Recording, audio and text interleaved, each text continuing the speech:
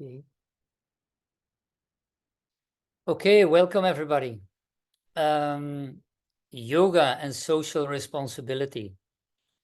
Actually, it's a strange question in the beginning when I heard it, because it is including social responsibility from the start.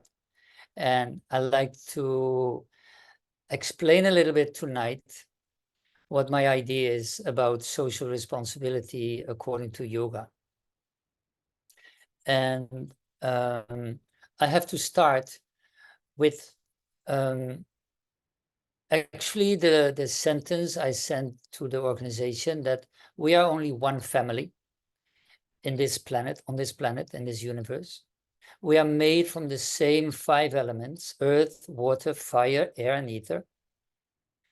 We are having all consciousness, which is simply one and not many. Only the appearance is many. We are all searching for the same: love, knowledge, and recognition. But on this moment, ego, jealousy, and power are distractions which give us a short-term satisfaction. And this is actually the starting point. Why is there so much need to explain that there is a social responsibility if we are one family? If we are made from the same elements, we have consciousness. We all have the same consciousness. Consciousness is one, not many. So it's strange that we ask ourselves, is there a need for social responsibility? Actually, it should be so normal that that question shouldn't pop up. And that was the part where I thought, what is social responsibility if you read in the books?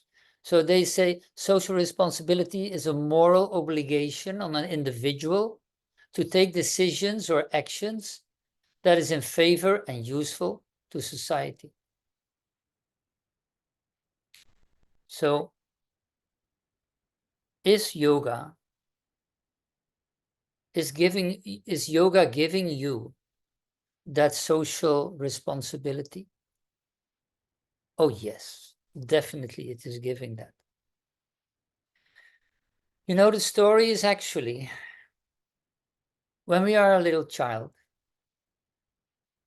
you create an image of yourself. How simple it is doesn't matter, but by time, by aging, you develop that concept.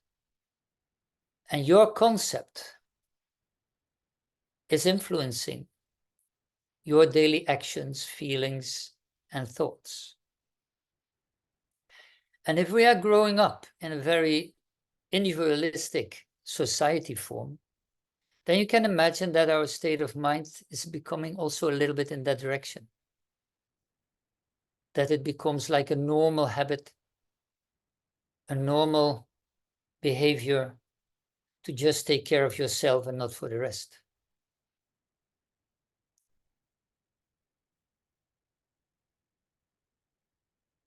Do we have to blame ourselves for that? No, it's just the society as it is nowadays. The society nowadays is asking from you, as if it is asking from you, to do everything yourself. And I believe truly that it is the biggest nonsense which you can imagine. You can't do anything yourself. You can breathe, you can eat.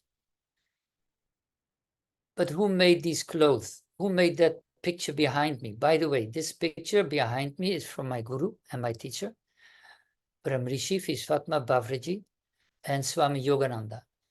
Swami Yogananda is here and Guruji Bavriji is here. And these 2 people are my inspiration, still up to today, because what they are doing, what they were teaching me, is the social impact of yoga. Yes, first you have to go in. Definitely, you have to go in. You can't deny that. And sometimes people think if you go in, then you're selfish. You're in your own little bubble. But by becoming quiet, I wrote a little piece of that. Maybe I'd like to tell you. Sometimes it's good to be quiet. Letting the thoughts be the thoughts. Letting the world be the world. Coming back to yourself. Paying attention to yourself. Let history be what it is. Let the future be what it becomes. Come back to yourself in the here and now. Be quiet. Feel the silence, the peace within. And behold yourself. Then you see that the world is a part of you. The world that is vulnerable, light or heavy. Feel the silence within yourself.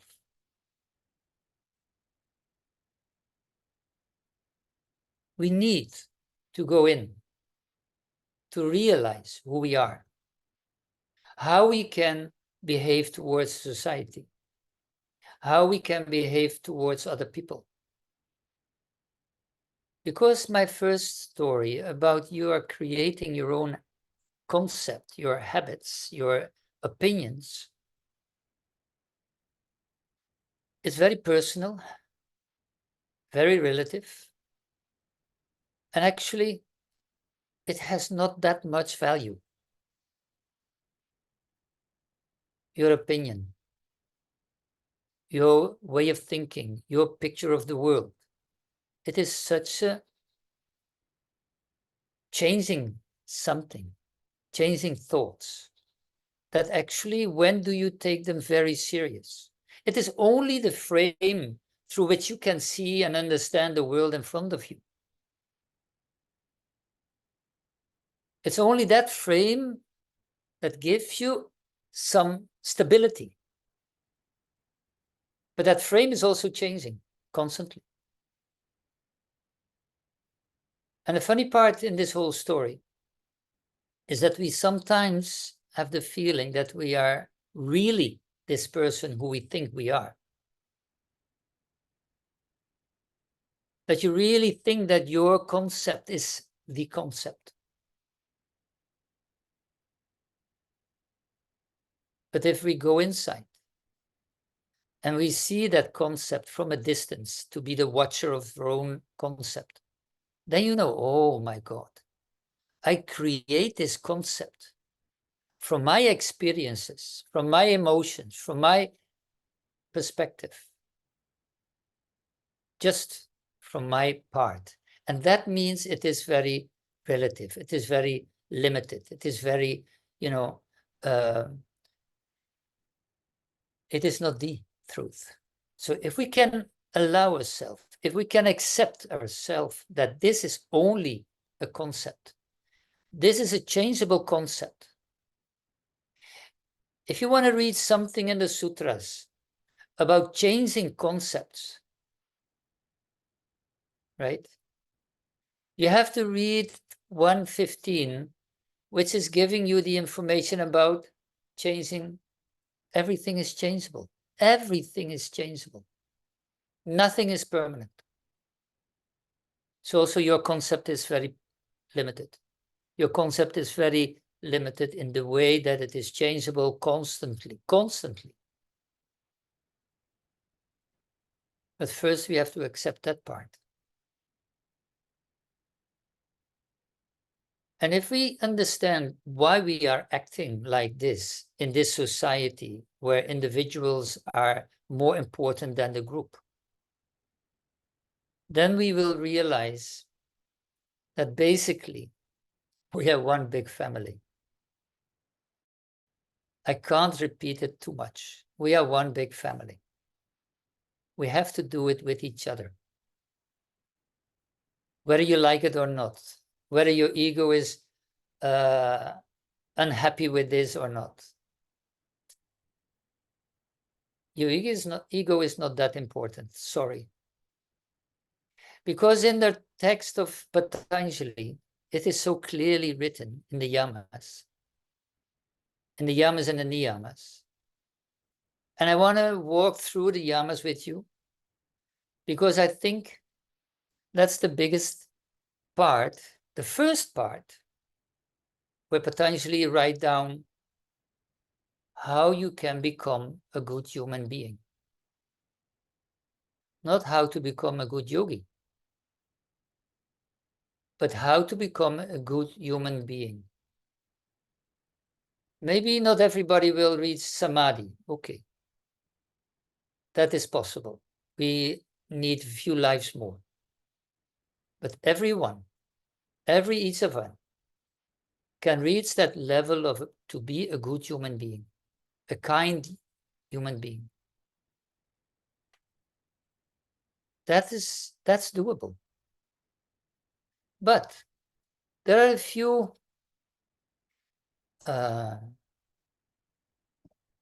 things we have to consider then.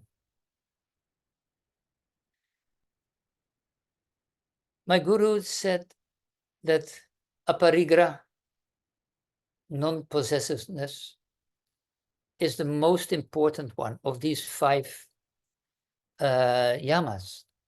Normally it is written like ahimsa, satya, asteya, brahmacharya, aparigraha. That ahimsa, non-harming, satya, truthfulness, asteya, non-stealing, brahmacharya, remembering, and aparigraha, non-possessiveness. But why did he put non-possessiveness in the first place? He said the biggest virus in this planet on this moment is greed. And we have different levels of greed. You know, we say that we have a physical level, verbal level, mental level, and an intellectual level. And that's why I like to express a little bit about these yamas. That physical greedy, to be greedy on the physical level, is that you try to collect so much material stuff. You try to be the richest person on earth. If you have 1 million on your bank account, you want 2. If you have 2, you want 3. If you have 3, you will 6. We have a problem with being content with what we have and what we are. So greed is a very destructive virus. And it is not only, you know, the material part, but don't underestimate the physical part of greed. If you see the medical world who is giving all kind of people, how do you call, I don't know even how it calls, but to correct your face or your body or to whatever do with your body so you can look on the outside world, of course, you can look perfect. And all the love songs they are singing, it's about the inner part. So greed is also in the physical form that you can say, I want the best with my body, not with wisdom, but I want to show my body to the world. That's my instrument, I can work with that. That's greed, and a very low level. But also if you have verbal absence of greed, that means that you're not trying to distract yourself, that you try not to activate or not listen. You're not the slave of your senses. You're not the slave of your mind, which we are in many occasions. Because your senses and your body only register things and have no judging. And it's the mind. It's the mind in us who is giving value. And on the moment you realize that the mind is giving value, that means you get something which you like. And if you get it, you want to have it again. You want it more and more. Greed is coming. And because what I said in the beginning, we are looking for three things in life: love, knowledge, and acknowledgement. That's what we are looking for. And if we don't get it, we get jealous. And if we have power, we will take it. And our ego is the leading part in that part. So ego, jealousy, and power are destructive for our yamas, ruling the yamas. To be calm inside, to be peaceful inside, you need to be also intellectually without greed. So what does it mean intellectually not be greedy? That you want to have all the information in the world, but you're not going inside.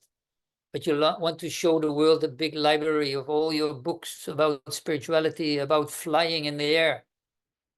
But you never went inside and you never tried to experience it. So you compensate something again. So intellectual, without greed intellectually, you can be content with who you are, what you are. And you really are aware of your relation to the outside world and a relation with yourself, of course. So greed is the biggest virus in this world on this moment. Especially if you can watch the greed in attention. That you want love. And if you don't get love on a very normal way, what normal is, by the way, if you don't get it in a normal way, you try to take it. And why do I talk about the yamas, about aparigra? Is if we want to become a kind person, if we want to become a social person, a person who feels socially responsible, then we should not have that greed in us. Then we should lower down our expectations in the world. We should lower down the desires towards the world. Desire on itself is not a problem. But the fruits of the desire, we should let them go. Whatever you do with this lecture, basically, I don't mind. Whatever you do with it, I just share. I just share what is taught to me, what I experience myself. That is what I can do. What you will do with it, no idea.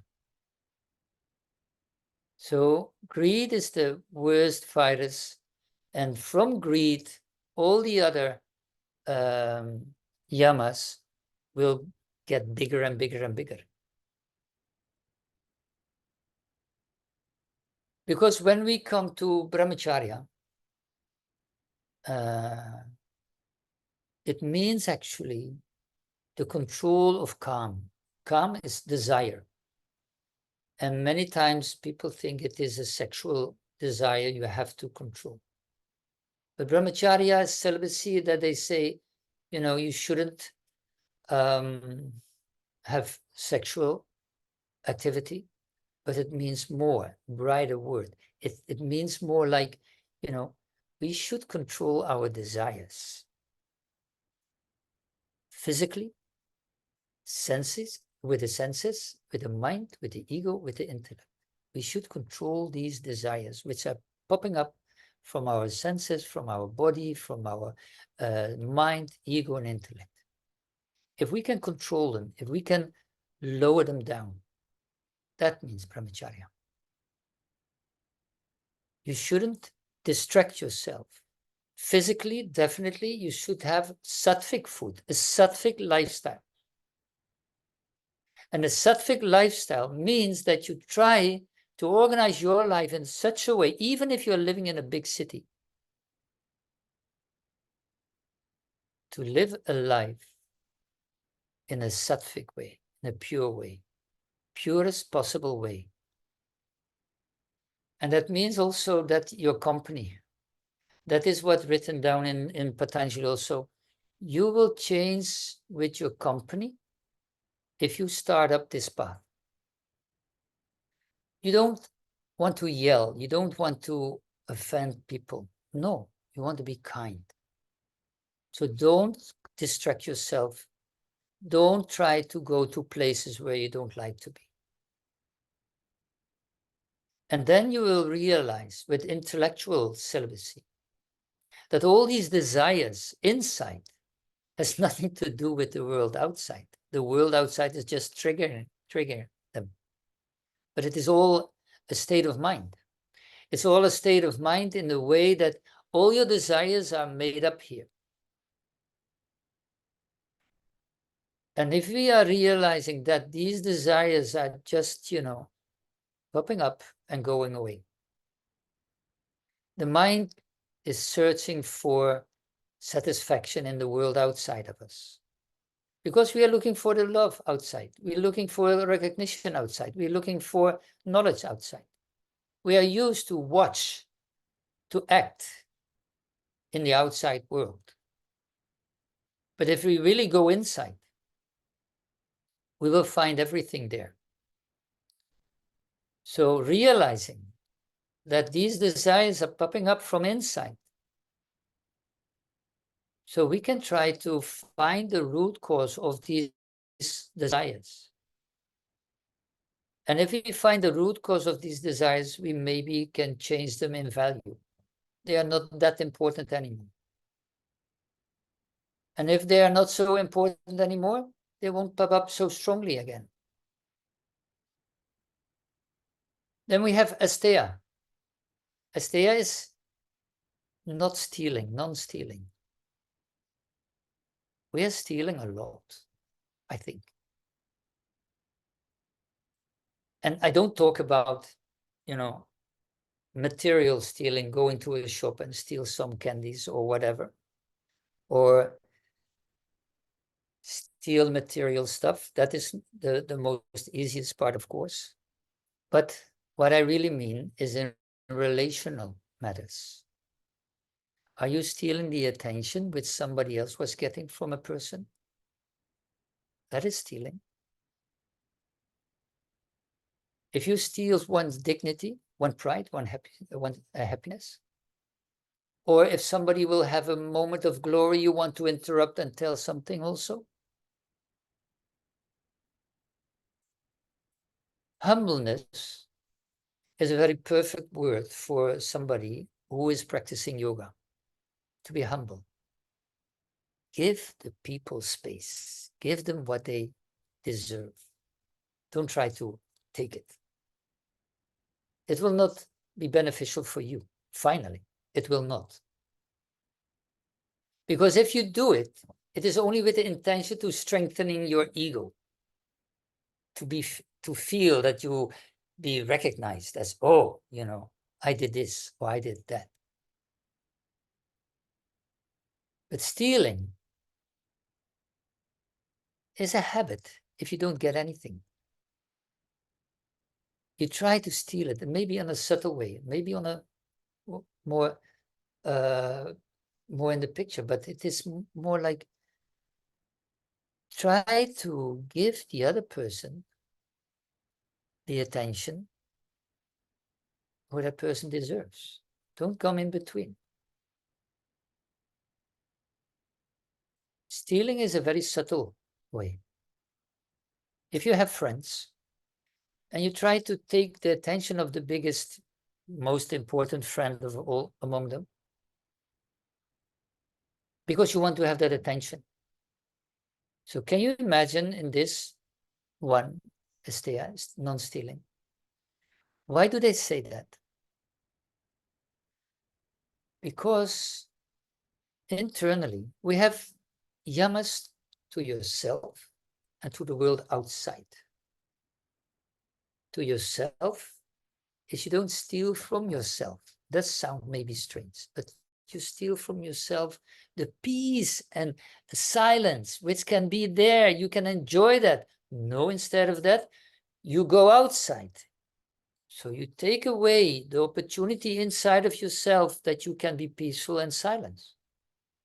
Instead of that, you go outside and try to be among the people, which is giving some frictions because you try to steal some attention from others who's not intending to give you that attention.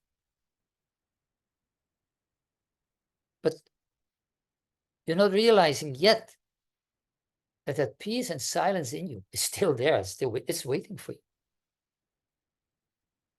To be humble means that we should be humble to the world outside. To be humble means actually that you don't put yourself on the first spot. You can stand your ground if necessary, definitely you will. But not from the point that you are urging or looking for attention, for love, for knowledge. No, that shouldn't be the reason, the intention to go outside. That's at least what we try to explain in these yamas and niyamas. The meaning of non-stealing is that we are happy if people become happy. That we become happy if people are happy in the way that they get what they want. And if you don't get something what you want, then it is okay. Swami Yogananda, my teacher, I was there last month, and he's not attached to anything. He is not even attached to me, my God, that was suffering for me. But he was not attached. And once people come in and they give something, and another person sees that, and he thinks it's nice. Oh, then Swamiji said, oh, take it. So you would need it more than I do. Non-attachment is a very important part in yoga. Non-attachment means that we can use all kind of stuff. We can all use things around us as instruments to function. But we shouldn't be attached like the greed in the beginning, as if you don't have it, then, oh my God, what happened then? No, you will die alone. You can't take anything with you, only the experiences. And these are not material. So Asteya, humbleness, means that we can be quiet. We can be the watcher. And to be the watcher, you don't have to lie, satya. And that is another yama, satya, truthfulness. Don't lie. Even here we have physical, mental, and intellectual. And with the body part, it's very important that your body is just a reflection of your state of mind, whether you like it or not. And if your body is a reflection of your mind, your body is never leaving you, and your body is never lying, because it's not lying, it just shows what is there on the subtle level. And maybe there is a link now with asanas if you do classes. People say, oh, I can't do that, I'm stiff and I'm this and that. That's fine, need practice. But challenge your body to practice.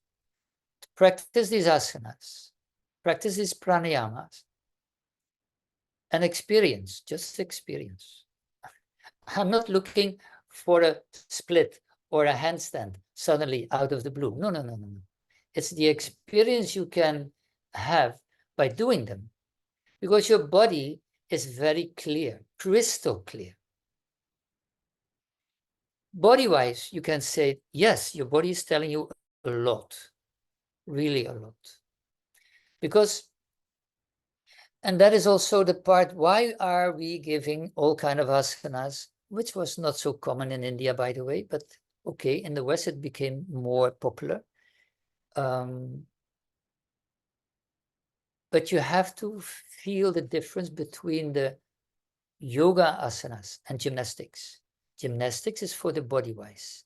Yoga-wise is balancing the prana through the asanas. And then you can see what kind of blockage are there in the physical body.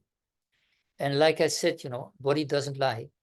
And the body is always just reflecting, nothing more, nothing less. So that is one part for truthfulness. Try to see yourself in the mirror the way you are and be happy with that, be content with that. Verbally, mentally. What I see many times when I'm talking with people, and maybe you recognize it, people are filling in,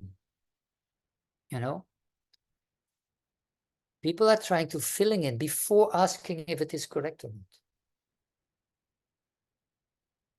And that is a kind of making yourself in a position that you are filling in and you're not actually listening.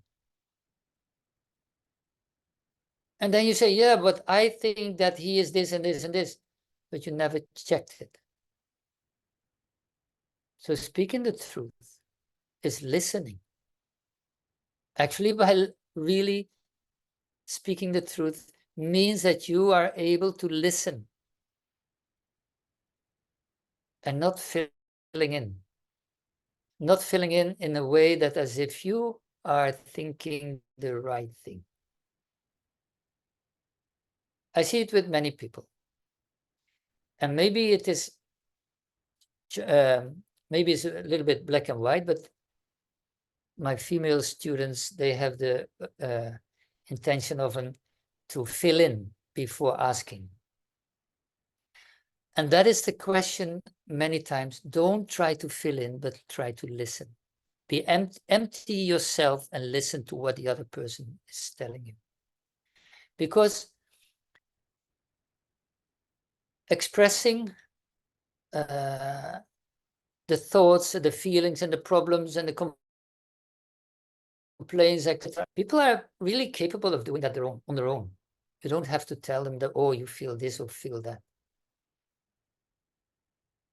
Always try to encourage, try to approach someone from emptiness, in emptiness. Try to approach someone and be blank. Have no thoughts. Give the other person the opportunity to be who he can be, or she can be. So let yourself be guided by the sattvic influences. And the sattvic part is what I will discuss a little later. Intellectual truth. Intellectual truth means that there is a kind of big truth. The knowledge, the real knowledge, which we can only receive through pure intuition, not the lower intuition, but the higher intuition. The higher intuition is more connected with the universal knowledge. Lower intuition is more connected with the subtle body and the life in the gross form. So intellectual truth is connected with the reality, with the real knowledge, which is the non-changeable knowledge. And then we have the last yama, ahimsa. Ahimsa, non-violence, is one thing we have to learn really, really, really much of. Because non-violence is, we are not non-violent. We are very violent to each other, towards yourself. It starts with the physical level of ahimsa. That means that you can respect every living being, every little being, everything that is part of this living cosmos. So if we want to practice yoga, we have to respect every living being. So that means vegetarian food, sattvic food is a must. Can't be different. Maybe I say it in black and white, but I feel so. If we really respect every living being on this planet, which is using the same instrument, the same elements, the same consciousness, the same air we are breathing, why should we kill them? We can't. We can't. You can't morally do that. That is an impossibility. Or we should skip ahimsa from the yamas and niyamas. But even then, greed will come and will tell you, oh, just do it.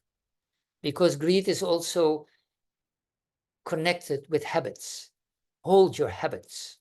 Don't change them. And with ahimsa, with the mental part, we can hurt people, other beings, by words more seriously than physically. So we should pay attention on what we are telling people. We should pay attention what we are telling not only people, but in this case also every living being on this planet. A violent speech heals very slowly. And that is also, now I'm telling you that it is to the world. But how violent are you towards yourself?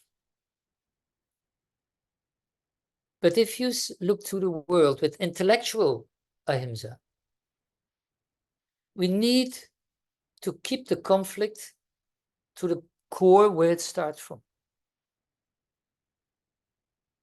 The centrifugal force of a conflict is often greater than the conflict itself, right? So in this non-violence situation, you can repeat all these yamas again, but then towards yourself, like ahimsa. I wrote down some sentences. Maybe you can recognize that, or you know someone who's doing that. But if you are projecting your own shortcomings to the world, because you're thinking the world is unable to meet my high standards because I set high standards for myself. The world doesn't understand me. How stupid is the world? And I'm clear, crystal clear. Nobody knows this, huh? Nobody recognizes this. Because we are all very humble. But the point in this discussion is always,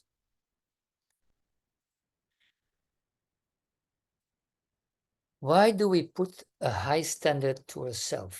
Why would we put the bar that high and we can't relax? I think that's also violence. That is far from ahimsa. So we have the habit to project our problems to the world. Like another sentence is, are you demanding the same to others as to yourself? Colleagues, friends should also do their very best, and preferably a little bit more than that. If we talk about ahimsa, non-violence, you can imagine, how did we become in the position we are now in? What is the reason why we are making these kind of habits, behaviors which is not helping to that social responsibility?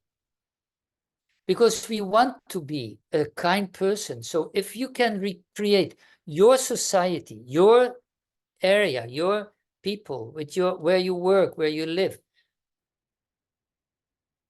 give them the virus of kindness. I think they can accept that. But what we also do sometimes, listen to this one.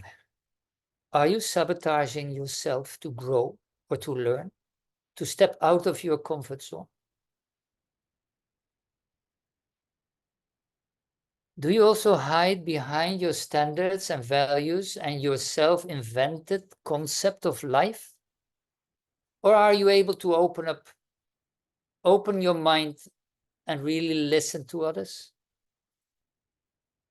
I think this is a very actual situation, of course, listening to each other, opening your minds with all the wars in the world on this moment.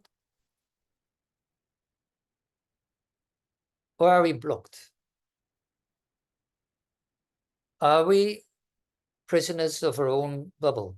Are we prisoners of our own concept?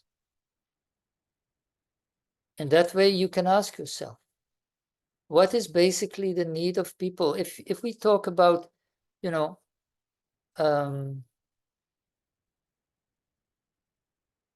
social responsibility, if you want to realize something in life, yoga is asking you also, and that is what my idea is about yamas. These terms are giving you an indication how to live your life, not only towards yourself, but also towards the society. Don't harm people. Don't harm yourself. Because if you don't love yourself, if you harm yourself, how can you love people if you don't love yourself?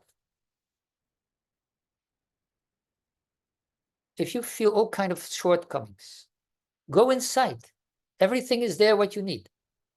But we are so habitual to go outside and look to the world outside. We want to have recognition. We want to be, that people say, oh, you're doing right. Meditation is giving that peace, that's quietness, that silence inside. Meditation is making your ego a little bit smaller. Meditation is making the values of that concept of you a little less important. And yes, yoga has a big, big social responsibility. Because if we go into the scriptures of yoga, when you realize oneness in diversity, if you realize that moment, how can you not be social responsible for the rest of your family?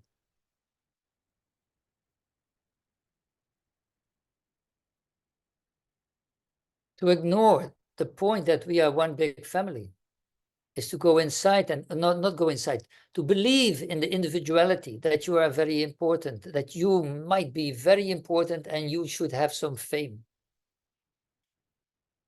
Too many people are sitting in that habit. Too many people are believing in what they think they are. But still, I believe that if you are really, really serious with life, you will try to share your knowledge, that is one thing, but you share also your efforts to the world. My guru asked me quite fast when I was into his ashram. He asked me to set up a school, not a yoga school to become yoga teacher, but an ordinary school in Madhya Pradesh in India, in a tribal area. And he said, this is what we do.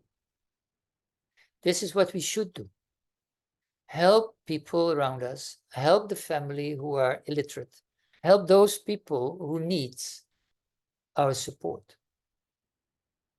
So I run that school for 18 years, and finally it became a school of more than 600 students who had a free education. And for the last 20 years, it is running, and thousands of children have a really opportunity to have a really normal place in society because they are not illiterate anymore. That is social responsibility. Guruji set up schools like that, 18 schools in India, just because of that idea, social responsibility. What you see in the picture behind, actually wisdom, love, and service. Wisdom, knowledge, love, and service is a statement. Because he also said to us, you are coming to learn, and I teach you how to serve. So come to learn and go to serve is yoga. You can't keep your knowledge, your experience for yourself. You have to share it. And maybe it sounds big, but if we can wake up one person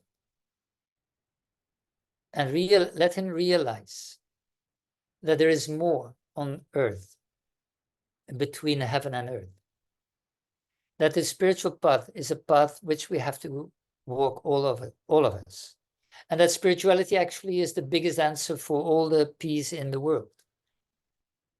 Because if we see each other as one big family, there is no distinction between colors or race or culture or whatever. And maybe that is a good example where I am now. I'm living in Suriname now for a while. All colors of the world are living in this country together. A mosque and a synagogue is standing next to each other. You know, social responsibility means that we have to share our knowledge and experience with the rest of the world. And of course, there is one little thing which is important in that, is that when a person is asking you that information, you should give the information. Don't confuse the student, but try to explain it on a level that every person can understand. Practicing yoga, and the biggest part of yoga is social responsibility. That's why I was smiling when I saw the topic. Social responsibility, that is actually yoga. That is the aim of yoga, to help each other, to help the whole family, because one is in diversity. One consciousness, as you can see now on the screens, there are many forms who are listening. But funny part is that the consciousness of us is the same. Elements are the same. So what's the big difference between you and me? Sorry, egos, but physically there is no difference. Oh, maybe the form itself. But the only difference is the experience we have.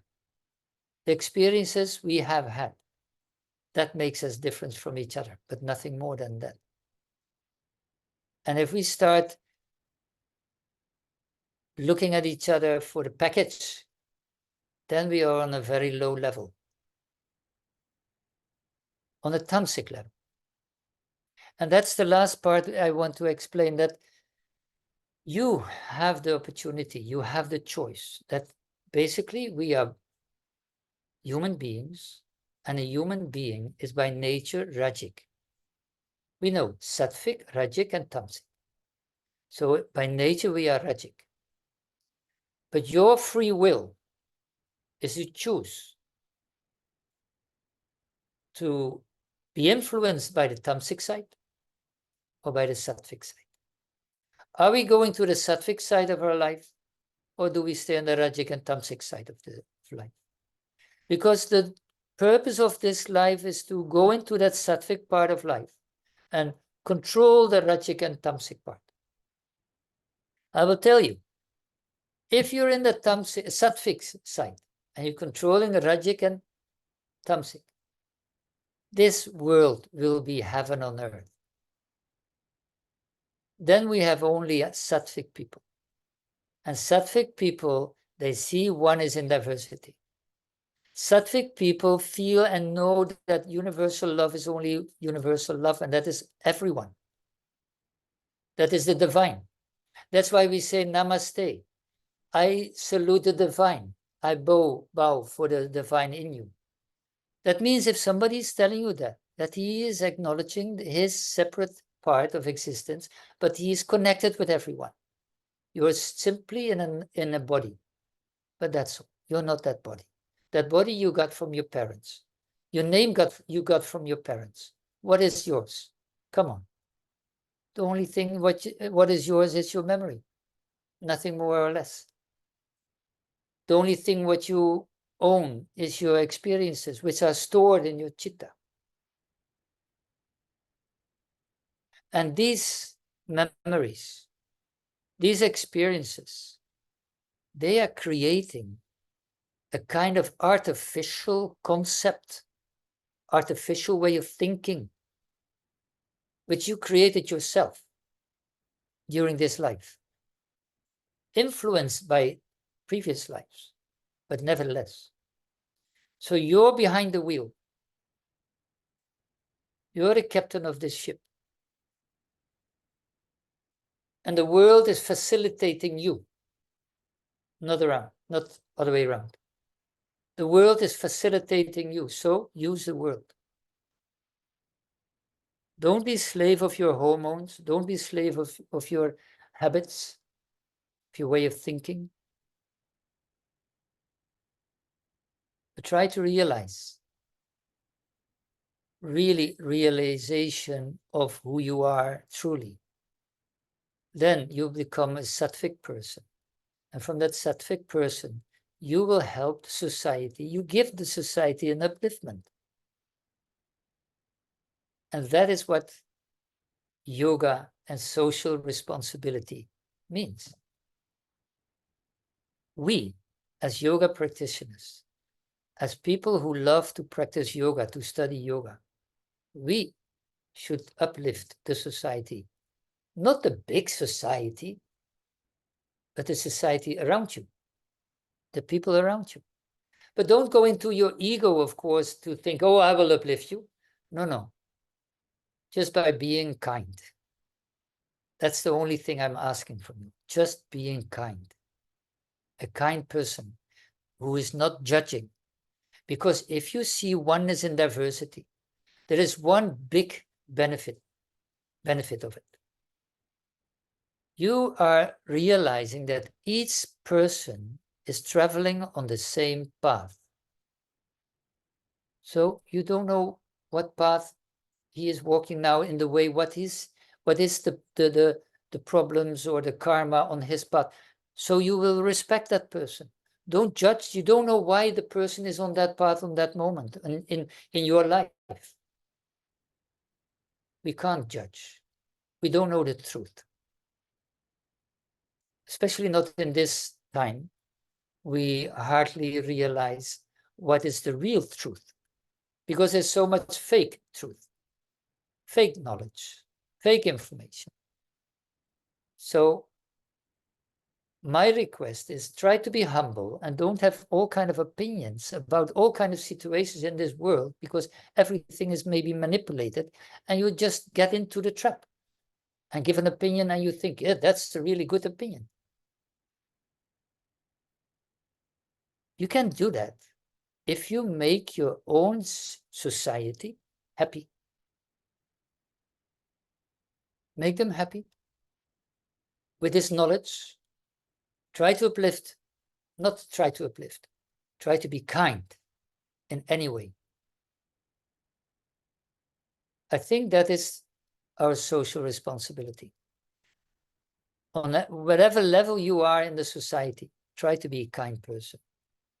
And if you are a kind person, you will inspire people without knowing that. Because like I said before, we are not going for the fruit of our action, but we just be kind.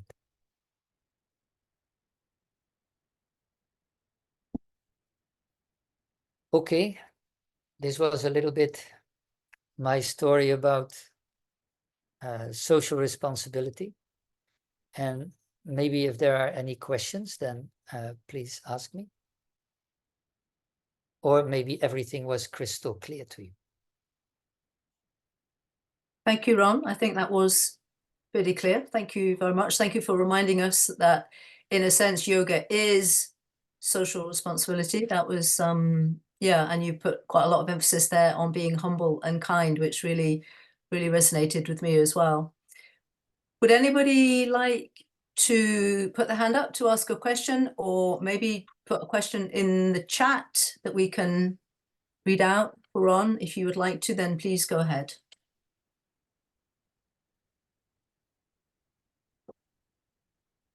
Well, maybe everybody is already a kind person, so you don't have a question because it's That might be the answer. They're all kind and humble already, so yep. Yes. Very humble. I have a question. Go ahead, Maria. Yeah, thank you. You say kindness.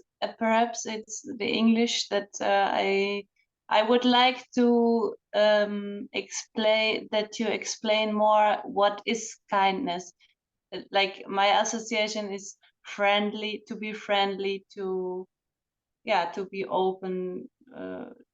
As you said, like, to see people from the blanco, or at least try.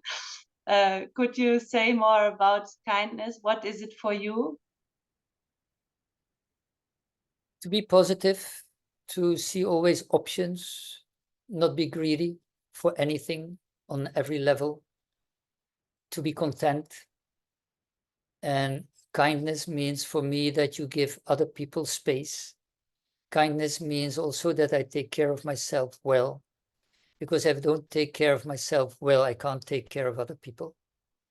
So kindness is that you have always a nice word. You see nice things in other people. You see the positive things. You see the little positive things. You can give them inspiration of doing something which make them feel better. It is not a provocating way. No, it is a natural flow which is coming from kindness. Because your smile is there, you don't see the problems, a big problem. No, you can make them small and go to the core of the problem. You can be the watcher, a little bit more the watcher if situations are there. If somebody is angry, then it is not don't take it personal, but watch it. Watch it in a way that you think, oh, that person is angry. So let me ask, what is happening? Instead of being afraid that he is meaning that I'm the bad person. So that means that there is no anger. You know, and why is there no anger? Because if you are kind, you don't have so much desires. Your desires are a little bit less. You have desires, but if it is not working, then if the outcome is not that what you desire for, then it is also okay. So a kind person is living most of the time in the present, in the here and now. Because we normally be influenced by the past and by the future. And if we reduce these desires and experiences from the past a little bit, so if I'm coming into a situation that I'm not automatically reacting like I would have done in the past, but I rethink and think maybe I can react on a different way now as what I did in the previous times. Or if a situation is coming there and is blocking my desires for the future, maybe I think, oh, I have to make maybe a bypass. So don't get angry on this situation, but maybe this has to be happening. That means that you can make your plans, you have your desires, but it doesn't have to go like that. But it gives a direction in your life. And basically I can say, from my own experience, I try to be kind. Don't judge people. Don't judge them. That is what we do so fast. We are so quickly with judging the situation that this is not good or that is not good. But be a little bit more the watcher. Guruji said always, if you like, the watcher is like a helicopter view. and be the watcher is giving you so much peace and so much clarity that the situation doesn't get hold of you because you're watching. That doesn't mean that you're not affected by it. It just means that you don't take it personally. And I really think that every human being, I'm traveling a lot over this planet, and wherever I come, the average person, the normal person, they want to have peace. They want to have food. They want to have shelter. It is more the top layer of organizations which are making a big trouble because big egos are on the top. But the normal people, they want to have peace. Come on. Who wants to fight, want to kill another person which you don't even know? So being kind is starting with yourself, being kind to people, being kind to animals, being kind to your neighbors, to your friends, and everybody who is in need. Just be kind, but doesn't mean that you give away yourself. That is another story. Kindness with wisdom, that will help the most. Kindness with wisdom. Because that is what I said with that school in Shahdol in India. Guruji said, if you want to be kind, do something with wisdom. So that means we put up a school. It needs a lot of organization, a lot of funds efforts. That is definitely, it's not just doing something, no, it's structure. And I think in that part I was kind to do that, and it worked. And I think if I can do it, everybody can do it, really. So I hope this is a little bit more explanation of kindness. And yeah, a generous person, generous, humble, kind, and lovable person. Is that something, Maria? Yeah, Okay. thank you. Yeah. Okay. Any other question?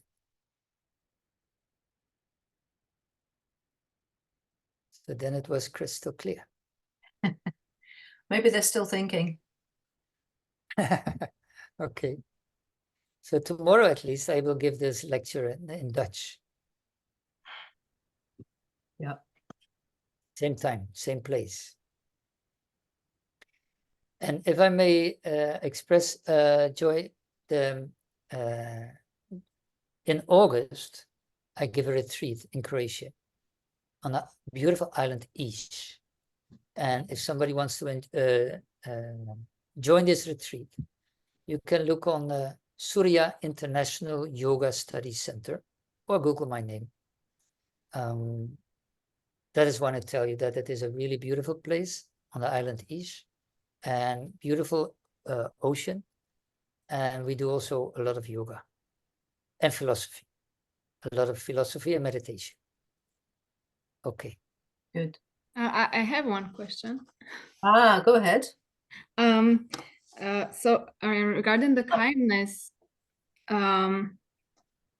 is it possible to be too kind in meaning like a lot of times people can take advantage of kind people and like, yeah, they can exploit your kindness, and how to protect yourself in that situation, where to put the limit in your kindness? Wisdom. You know, kindness shouldn't come from pleasing. Pleasing people, pleasing society is one thing, because then there is a kind of trade, business. Because if you please the world, you expect something back, right? And if you are free of that part, that you just like to serve, but do it with wisdom. And that is why I explained that example. If you do it with wisdom, then you will help really. If somebody is coming for food, like that is a very well-known example, will you give him only food every day, or will you tell him how to make food, right? That is the part where yoga is coming. And they will tell you, no, teach the person how to run his or her own life. You can be kind, and definitely if you are not using, and that is what I really mean with, there are so many people who are so kind, too kind, but they're not using their intellect too much in that, because their heart is so full of love and they want to share so much. But then I say, okay, let's wait just a minute. Try to organize yourself and try to see if you can uplift that person or that situation in a different way, that you can still show your kindness, but on a structural way, that it can also keep on going. Like that school also, it is still running, but I'm not there anymore. So we put up something, we give it away to another people, and they can keep on doing it. That is helping. That is helping others in a kind way, because you put your effort into it to make it on a structural base and in a way that it is really working. And those people who try to misuse you, they will have bad luck if you use your intellect better and tell them, no, this is the line, this is the border, and you can't go further. I stop with it. I quit. So I will do it on a different way. I will tell you one thing. I wanted to help out orphanage here. And I was inquiring some information. And then I thought, I want to be kind. I want to help these people. But then I realized, oh, it is run by a gang. And I can be kind, but I was smart enough not to join, not to help. Why? Because the money was not flowing to the kids, but to the gang. So these gang members, they are using these kids so that people will donate money. And if they are kind, they will donate money, but they have the money. So I didn't do it. That means I want to be kind, but I don't want to spend all my money just like that, because I can only spend it once. So then I want to spend it on a proper way. So maybe this is an answer, Dora, that we can discuss later on in February when I come to you. Okay, perfect. Thank you for now. Always welcome. I know. Yeah. Thank you. Thank you, Dora, for your question, and Ron for the answer. If anybody has another question, we have time, or a comment, we have time maybe for one more question or comment. If you have anything that you feel you'd like to share, please do.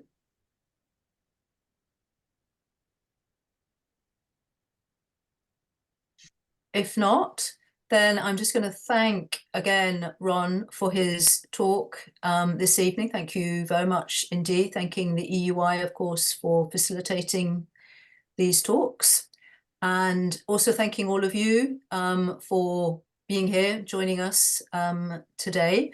As usual, you will, of course, get the recording of the talk and the discussion. And along with that recording, you'll also get a link to a short questionnaire with just a few questions. If you'd like to give us your thoughts, your suggestions, they would be very welcome. And you will also have the opportunity, if you wish, to make a donation to the work of the EUI. There's absolutely no obligation to do that, but you'll have the opportunity to do that if you're in a position to do that and you want to do that, then that will also be in the email. So Ron, as you mentioned, will be giving this talk again tomorrow in Dutch. If you happen to speak Dutch, which I'm sure some of you do, and you want to listen to it in Dutch, then he'll be here again tomorrow on the same topic. Otherwise, we'll be starting up again in January, and we have another very interesting program throughout January and February and into the spring, again on social responsibility, but other topics as well, such as prana. In the meantime, all the best to everybody for the end of the year, and we look forward to seeing you again next year. Thank you very much. Oh.